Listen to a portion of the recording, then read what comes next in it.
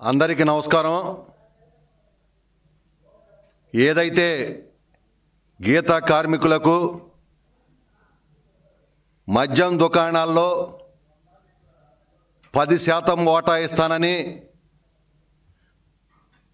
NDA ప్రభుత్వం Telugu Desam party ప్రతిపక్షంలో ఉన్నప్పుడు ఏదైతే చెప్పామో అదేవిధంగా మా యువ నాయకుడు నారా లోకేష్ బాబు గారు పాదయాత్రలో ఏదైతే 10% గీతా కార్మికులకు మద్యం దుకాణాలు ఇస్తామని చెప్పామో ఎన్డీఏ ప్రభుత్వం ఏదైతే మేనిఫెస్టోలో హామీ ఇచ్చిందో ఆ హామీని జీవో నెంబర్ 13 ద్వారా 21/1/2025 తేదీన 10% వాటా గీతా కార్మికులకు ఇస్తూ జీవో ఇవ్వటమే కాకుండా ఈరోజు దానికి సంబంధించినటువంటి మొత్తం కార్యక్రమాన్ని ఈ ప్రభుత్వం ముందుకు తీసుకెళ్తుందని చెప్పి తెలియజేస్తూ ఇందుకు మనస్ఫూర్తిగా గీతా కార్మికుల తరపున గౌడ శెట్టి బలిజ ఈడిగా సీసాయిన యాత కులస్తులు ఎవరైతే ఉండారో హృదయపూర్వకంగా ఎన్డీఏ ప్రభుత్వానికి కృతజ్ఞతలు ధన్యవాదాలు తెలియజేస్తా ఉన్నాం. అదేవిధంగా గౌరవ ముఖ్యమంత్రి నారా చంద్రబాబు నాయుడు గారికి, ఉప ముఖ్యమంత్రి పవన్ కళ్యాణ్ గారికి, యువ నాయకులు నారా లోకేష్ బాబు గారికి, ఎక్సైజ్ శాఖ మంత్రులు కొల్లు రవీంద్ర గారికి మనస్ఫూర్తిగా ధన్యవాదాలు కృతజ్ఞతలు తెలియజేసుకుంటున్నాం. ఎందుకంటే ఈరోజు మాట నిలబెట్టుకున్నటువంటి జీవో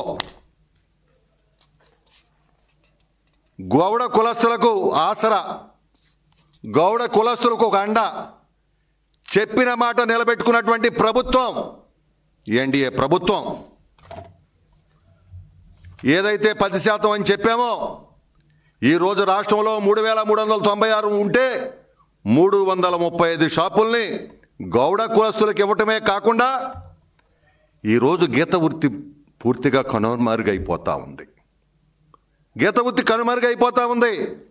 ఈ పరిస్థితుల్లో 10% వాటా 335 షాపులు ఇవ్వటమే కాకుండా లైసెన్స్ ఫీజులో 50% రాయితీ కూడా ఇస్తామన్నారు. ఇది మాట నిలబెట్టుకున్న ప్రభుత్వం. ఇది మంచి ప్రభుత్వం. మాకు అండగా ఉన్న ప్రభుత్వం.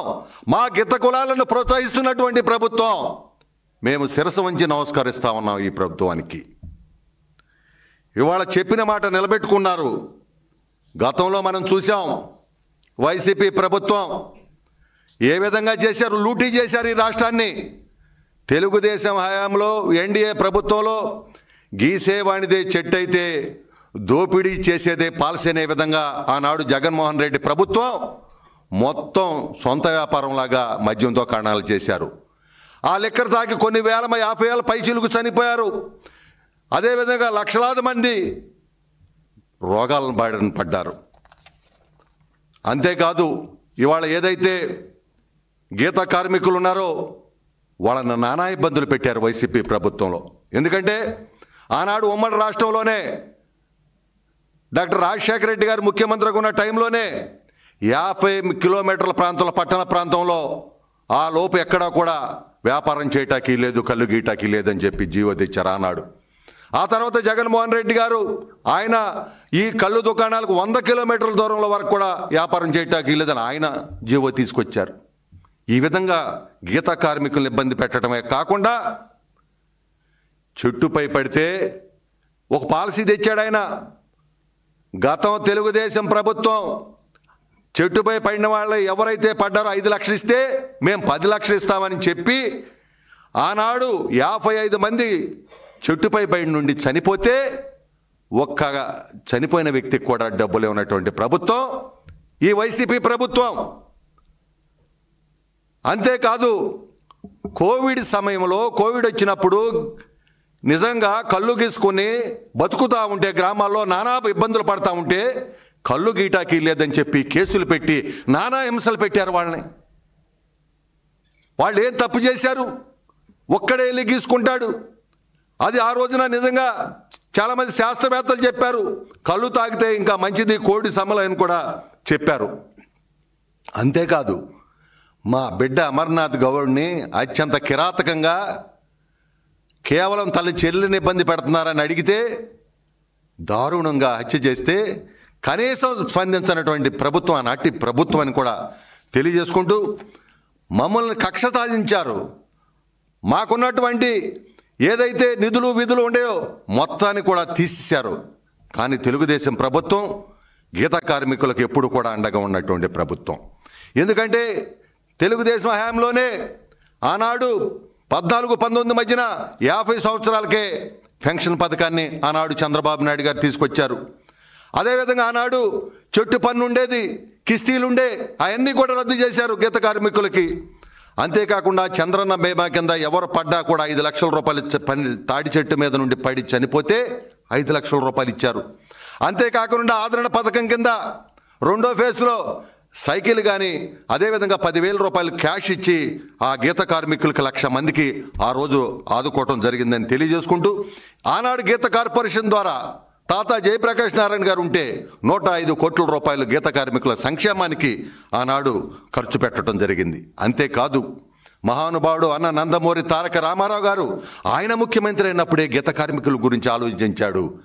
ఆయన ఆనాడు ఒక ఆలోచన చేసి రంపచోడవరం దగ్గర మరి పందిరి మామిడి ఏదైతే ఉందో 60 ఎకరాలు భూమి కేటాయించి తాటి పరిశోధనా కేంద్రాన్ని ఏర్పాటు చేశారంటే ఆనాడు తాటి పరిశోధనా కేంద్రం ద్వారా నీరా కానీ తాటి బెల్లం కానీ ఈ ఉత్పత్తులు రావాలని చెప్పి మహానుభావుడు ఆనాడే కలగన్నాడు.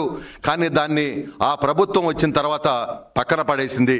ఇవాళ ఖచ్చితంగా ఎన్డీఏ ప్రభుత్వం ఏదైతే కూటమి ప్రభుత్వం ఉందో మేము గీత కార్మికుల సంక్షేమం కోసం రాబోయేటువంటి రోజుల్లో నీరాను ప్రోత్సహిస్తాం, తాటి ఉత్పత్తులను ప్రోత్సహిస్తాం, తాటి ఉత్పత్తులను పెద్ద ఎత్తున తీసుకొచ్చి రాబోయేటువంటి రోజుల్లో ఏదైతే మా నారా లోకేష్ బాబు గారు 20 లక్షల మందికి ఉద్యోగాలు ఇస్తారని చెప్పారో అందులో భాగంగా చిన్న చిన్న పరిశ్రమలు కూడా దీంట్లో కూడా తీసుకొచ్చి ఈ యొక్క పారిశ్రామికవేత్తలను తయారు చేస్తామని చెప్పి మరి తెలియజేసుకుంటూ ముఖ్యంగా ఈరోజు మనం ఒకటి గుర్తుపెట్టుకోవాలి. స్వతంత్రం వచ్చిన తర్వాత ఎవరైతే బీసీ కులాలు ఉన్నాయో ఈ బీసీ కులాలన్నీ కూడా వృత్తులు చేసుకుని బతికేటువంటి పరిస్థితులు ఉండే. వారు విద్యాపరంగా కానీ రాజకీయంగా కానీ ఆర్థికంగా కానీ సామాజికంగా కానీ ముందుకెళ్ళినటువంటి పరిస్థితులు ఉండే. కానీ మహానుభావుడు అన్న నందమూరి తారక రామారావు గారు వచ్చిన తర్వాత ఆయన స్థానిక సంస్థల్లో 20% రిజర్వేషన్ ఇచ్చిన తర్వాత బీసీలకు రాజ్యాధికారం ఇచ్చిన తర్వాత ఎంతోమంది బీసీలు రాజకీయంగా ఆర్థికంగా అన్ని రకాలుగా ముందుకెళ్ళటం ప్రయత్నం చేశారు. ఆ తర్వాత చంద్రబాబు నాయుడు గారు 33% దాన్ని పెంచారు. జగన్మోహన్ రెడ్డి వచ్చిన తర్వాత మళ్ళీ 10% తగ్గించారు దుర్మార్గుడు. ఈరోజు దానికోసం కూడా ఈ ప్రభుత్వం పనిచేస్తూ ఉంది. బీసీలకు ఇవాళ ఎంతోమంది బీసీలకు ఇవాళ రాజకీయ భవిష్యత్తు కల్పించినటువంటి పార్టీ తెలుగుదేశం పార్టీ. మరి చంద్రబాబు నాయుడు గారు మరి ముఖ్యంగా బీసీలు మరి ఆర్థికంగా కానీ విద్యాపరంగా ముందుకెళ్లాలని విద్యారంగంలో అనేక మార్పులు తీసుకొచ్చి బీసీ బిడ్డలని ఇతర దేశాలకు కూడా వెళ్ళి విదేశీ విద్య పెట్టి చదువుకునే విధంగా చేశారంటే అది చంద్రబాబు నాయుడు గారు ఎన్నో సంస్కరణలు చేయడం వల్ల ఇవాళ బీసీలు ఎంతోమంది యువకులు చదువుకుని ఇవాళ విదేశాల్లో ఉన్నారు, చదువుకుని వ్యాపారాలు చేస్తూ ఉన్నారు. అనేక రంగాలుగా వృత్తులు మరి కొంత వృత్తులు ఏదైతే ఉన్నాయో ఆ వృత్తులకు నైపుణ్యం కల్పించి వృత్తులను ఇంకా వ్యాపారంగా తయారు చేశారు చంద్రబాబు నాయుడు గారని చెప్పి ఈ సందర్భంగా తెలియజేసుకుంటూ ఏదైతే ఇవాళ బీసీల సంక్షేమానికి కట్టుబడి ఉన్నటువంటి ప్రభుత్వం తెలుగుదేశం ప్రభుత్వం ఈ 6 నెలల కాలంలోనే ఈ ఎన్డీఏ ప్రభుత్వం 39,007 కోట్ల బడ్జెట్ ఇచ్చినటువంటి ప్రభుత్వం. రేపు రాబోయేటువంటి రోజుల్లో లక్షలాది మంది మహిళలకు కుట్టు మిషన్లు ఇవ్వబోతా ఉన్నాం, పాడి గేదెలను ఇవ్వబోతా ఉన్నాం, గొర్రెల పెంపకం ఇవ్వబోతా ఉన్నాం. అదేవిధంగా ప్రతి నియోజకవర్గానికి జనరిక్ మెడికల్ షాపులు 50% రాయితీతో ఇవ్వబోతా ఉన్నాం. ఈ విధంగా చాలా పెద్ద ఎత్తున బీసీ కార్యక్రమాలు చేయబోతా ఉన్నాం. ఇంకొక పక్కన గత ప్రభుత్వంలో పెట్టిన బకాయిలన్నీ కూడా ఈ రోజున మరి మా బీసీ మంత్రి గారు సవితమ్మ గారు ఎవరైతే ఉన్నారో వారు ఈ కార్యక్రమాలన్నిటిని కూడా మరి పర్యవేక్షిస్తామన్నారని తెలియజేసుకుంటూ మరి ఏదైతే బీసీ సంక్షేమానికి బీసీల యొక్క అభివృద్ధికి కట్టుబడి ఉన్నటువంటి ప్రభుత్వం తెలుగుదేశం ప్రభుత్వాన్ని మరొకసారి తెలియజేసుకుంటూ రాబోయేటువంటి రోజుల్లో బీసీల యొక్క ఆర్థిక రాజకీయ సామాజిక విద్యా రంగాల్లో ముందుకు తీసుకెళ్ళటానికి నారా చంద్రబాబు నాయుడు గారి నాయకత్వంలో మరి అందరూ కూడా అభివృద్ధి చెందుతారనే దాంట్లో ఎలాంటి సందేహం లేదని కూడా తెలియజేస్తా ఉన్నాను.